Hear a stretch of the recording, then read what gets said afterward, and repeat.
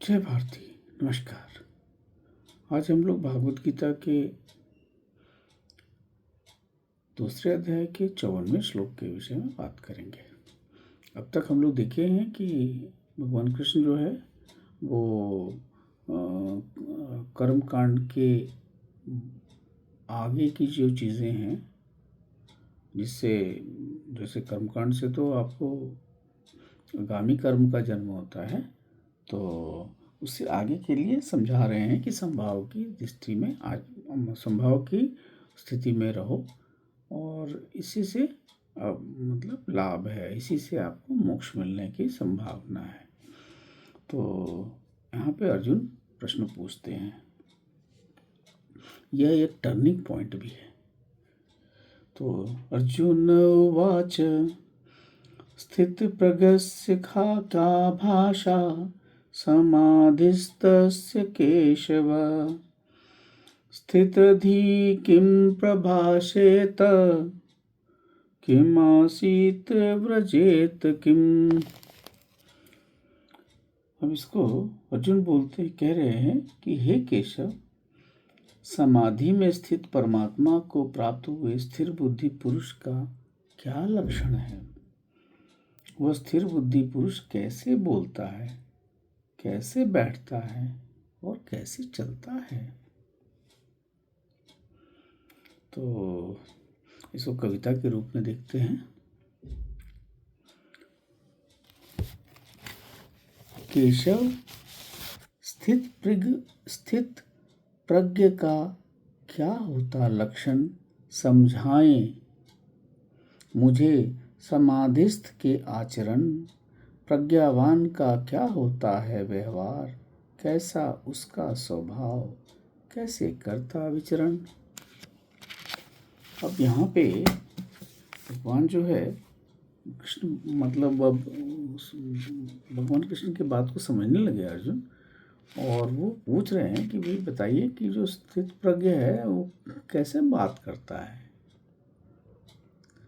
और वो उसकी पहचान क्या है, वो कैसे बोलता है, कैसे बैठता है, कैसे चलता है। तो अब वो मतलब वो जानना चाहता है कि भाई सिद्ध पुरुष की मतलब झलक कैसी होती है, वो दिखता कैसे है। तो यहाँ स्थित प्रज्ञ का मतलब है जो स्थिर है, अचल है, आत्मज्ञान है, उसमें विवेकी है। अतः जो व्यक्ति जो आत्मा के ज्ञान में अडिग हो, जिसकी बुद्धि बाह्य घटनाओं से विचलित नहीं होती हो, उसे ही स्थित प्रज्ञ कहा जाएगा। मतलब संभावी, जो संभाव में रहता है।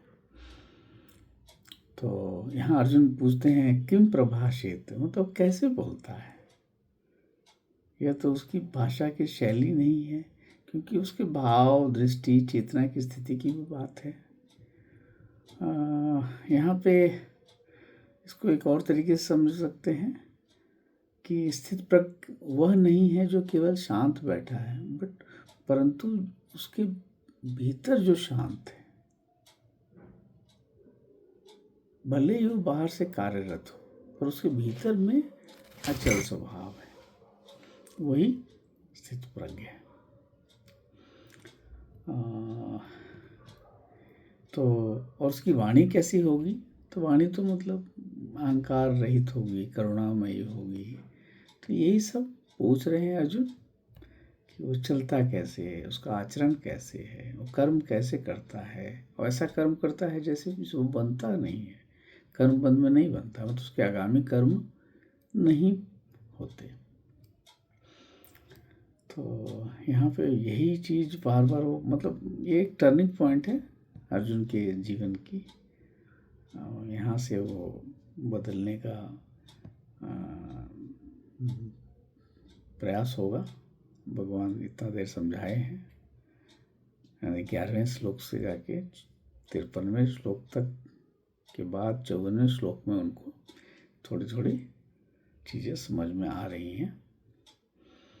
तो यही है, इसको इस तरह भी समझ सकते हैं कि जो स्थित प्रज्ञ वो है जो प्रतिक्रिया नहीं देता, केवल उत्तर देता है। मतलब वो रिएक्टिव नहीं है, बस वो एज एक्टिव है, वो केवल मतलब आपके प्रश्न है उसका उत्तर देगा, प्रति उत्तर नहीं देगा। और वो स्वभाव की दृष्टि से ही मतलब बाहर की स्थितियों से विचलित नहीं होता है, यही है इसमें। तो आज इतना ही, आशा है आपको ये प्रश्न है अर्जुन के। तो आशा है ये चीज़ तो जो भगवद गीता की जो ये श्रृंखला है उससे आपको लाभ हो रहा होगा। अब मुझे भी इसको बनाने में अच्छा लगता है। इसका सहयोग तो मैं कुछ पुस्तक और जो कविता लिखी है भगवद गीता के उसी के सहारे ये चीज़ों को मतलब मैं बोल पाता हूँ। अच्छा बहुत लगता है समझने में भी और बताने में भी। तो धन्यवाद, नमस्कार, जय भारत।